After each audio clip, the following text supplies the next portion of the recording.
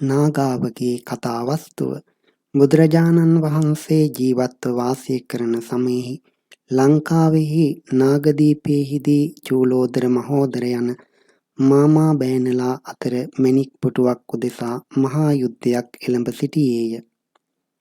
එකල්හි බුදුරජාණන් වහන්සේ බෝධියෙන් පස්වැනි අවුරුද්දෙහි දෙව්රම් වෙහෙරෙහි වැඩ වාසය කරමින් අලුයම ලොව බලන්නේ ඔවුන් දැක අද මම එහි ගොස් කලහය සංසිඳවීම සුදුසු යයි සිතා බලන්නේ සමිද්ධි සුමන නම් දෙව් රජුදුටහ.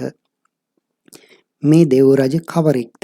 හේ මීට පෙර ජීවිතයෙහි නාගදීපයෙහි එක්තරා මිනිසෙක් වී එකල්හි ගන්ධමාදන පර්වතයෙහි වසන එක් පසේ බුදු කෙනෙක් පිඩු පිණිස හැසිර ඒ කිරිපළු නුගගස තිබුණු තැනහිඳ බත් කිස කෙරෙති.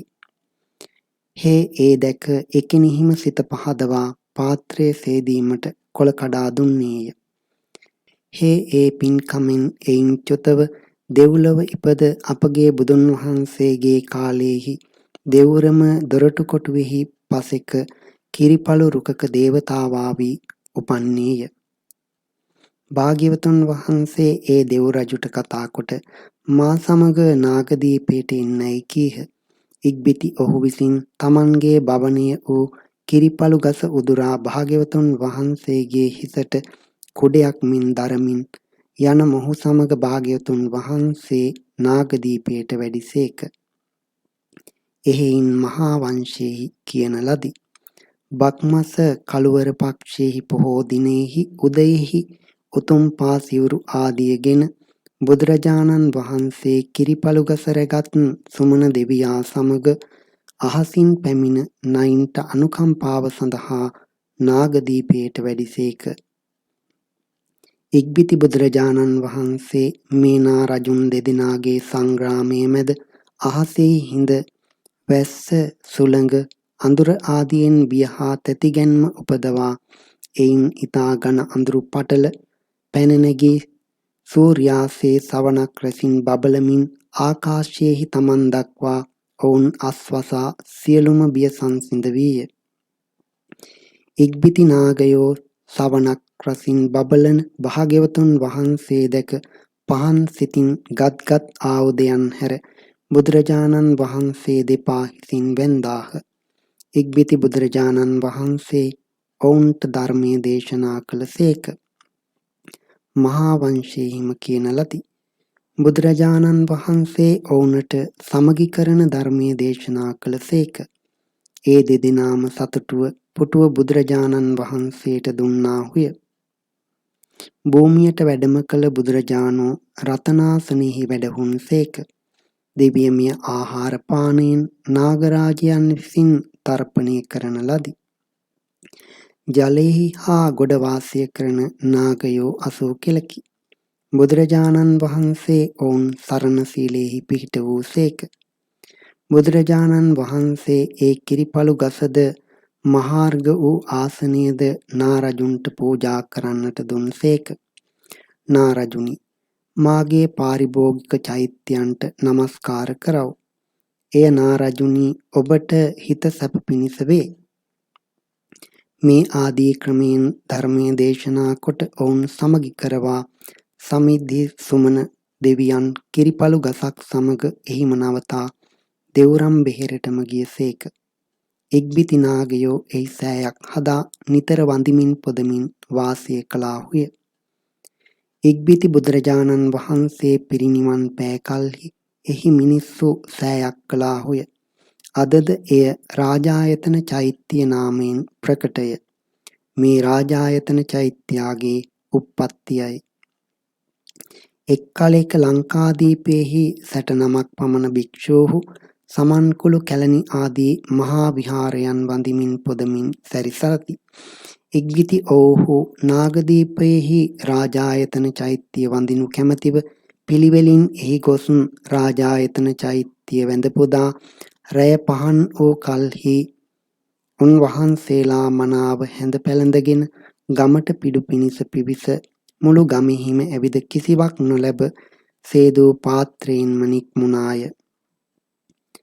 එකල්හි එගමෙහි කහවණු සැටකට 16ක වී එක ගෙදරක වාසය කරන්නා වූ නාගා නම් දැස්සක් කලයද රැගෙන දිය සඳහා යන්නේ ගම්දොර ඒ භික්ෂූන් දැක ඔවුන්ගේ සමීපයට ගොස් වැඳ ආර්යවරුනි භික්ෂාහාර ලැබුවාහුදැයි විචාලාහ. උපාසිකාව තවම පෙරබත් කාලයයි කීවාහුය. ඕතමෝ උන්වහන්සේලාට කිසිවක් නොලැබුණු බව දැනගෙන දොම්නස්ව කිනම් උපායකින් අද ආර්යයන්ට දම් දෙන්දැයි සිතන්නේ පෙර කහවණු 60 ණයටගෙන පරකුලයක සේවය කරමි. දැන් මම රාත්‍රී කාල 16ක්ව දන් දෙමි සනිටුහන් කොටගෙන භික්ෂූන් කරා පැමිණ උන්වහන්සේලාගේ ඉදිරිපස කලය තබා ස්වාමීනි මේ කලය රන් පාදයක් වටී. මා එනතුරු මෙතැනින් ඉවත් නොවනු මැනවයි කියා සක්මන් කොට ඒ ගෙදරටම ගොස් තවත් කහවණු 60ක් මට දෙන්නැයි කීවාය. හේ එය අසා පින්වතිය තී පරකුලෙහි දැස්සක්ව පරණ ණයින් නොමිදුනිහි. එසේ වුවත් නැවතද වැඩියෙන් ධනය ගනී. මේ කිමෙක්ද? ධන ගැන නොසිතනු මැනව ස්වාමීනි ඈ කීවාය. ඔබගේ ගෙදර රාත්‍රී සේවිකාවක්ව කර්මාන්ත කරමින් ණය ගෙවමි. කහවණු 60ක් මට දෙන්න. හේ යහපතැයි හසුනක් ලියා කහවණු දුන්නේය. ඉක්බිති ඇය එය රැගෙන මුළු මහත් ගමෙහිම ඇවිද එක එක ගෙදරට එක එක කහවණුව බැගින් කහවණු 60ම දී බත් පිළියෙල කොට පාත්‍රවලට බෙදා පිළිගන්නවා තමා විසින් කරන ලද වෑයම භික්ෂූන්ට මෙසේ කීවාය. ආර්යයන්ගේ ශ්‍රී පාදයේ වඳිමි. මෙය දන්වමි. ඒ හොඳින් ශ්‍රවණය කරනු මැනවි. දුගී භවෙන් මා හා සම කෙනෙක් මේ මිහි පිට නොමැත. මම පළමු ණයට ගත් කහවණු ඇති නිසා ඉනදාසියක් වීමි. පිස අනුභවයට සාල් නැලියක්වත් නොමැතිව භෝගයන්ගෙන් තොරව නෑයන් නැත්තියක්ව වසමි. අද දන් දුන්නී රාත්‍රී 16 බවට පත්වීමෙනි. ආර්යවරු මවිසින් දෙන ලද දුප්පත් දානය වළඳත්වා මේ ආදී ක්‍රමයෙන් තමා විසින් කරන ලද සියල්ල කියා වැඳ කලයද රැගෙන ගියාය. භික්ෂූහු ඇගේ කතාව අසා අහෝ පුදුමයි යන විස්මිත සිතින් බත්ගෙන මහා නාම නම් බිල සමීපයේ මුචලින්ද වනයේට ඇතුල්ව සිටියාහුය. ඉක්බිති ඔවුන් අතුරින් ප්‍රධාන භික්ෂූන් වහන්සේ ඇවැත්නී යයි භික්ෂූන් අමතා ආයුෂ්මත් වූ මේගේ ශ්‍රද්ධා බීජයට කෙත සුද්ධ කරත්වා රාගීව හිඳ මේ දානය නොවළඳත්වායි කියා මෙසේ කීහ. එම්බා ඇවැත්නි මෝ ස්ත්‍රීතමෝ අපගේ මවක් සොහොයුරියක් නැන්දනියක් යෙහෙළනියක් නෑයෙක් මිතුරියක් නොවන්නේය. මේ භික්ෂූහු සීලවන්තයහ ගුණවන්තයහ මනා වූ වෘත ඇත්තේයි. මොවුන් වහන්සේලාට දුන් සුළු දෙය තමාට පළගෙන දේයැයි ඉතා දීන වූ දිලිඳු වූ ඕතමෝ අනුන්ගේ වැඩට තමාම විකුණා අපට අද දන් දුන්නීය. ඒ උපාසිකාවට මහ ආනිසංස ඇතිවනු සඳහා ආත්මයන් පිරිසිදු කරමු. එයම කැමැත්තෙන් රාගීව ආශ්‍රවයන් දුරු නොකොට නොවළඳමු.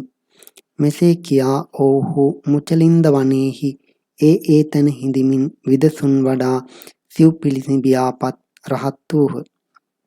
ඉක්බිති උන්වහන්සේලා එම වනයෙහි දෙවියන් විසින් සාදුකාර පවත්වද්දී පැමිණ බත් අනුභව කළහ.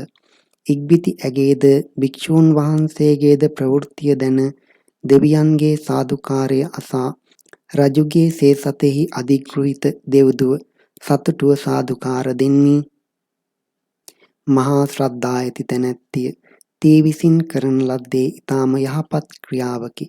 දානය නැමැති බීජය කෙත්වතට ගියේය. තිට යහපත් ලාභයක් විය. රජතුමා දෙව්දුවගේ සාදුනාදය අසා බොල දේවතාවිය කිමෙක්ද තී අපගේ දානය සඳහා සාදුකාර දුන්නේද?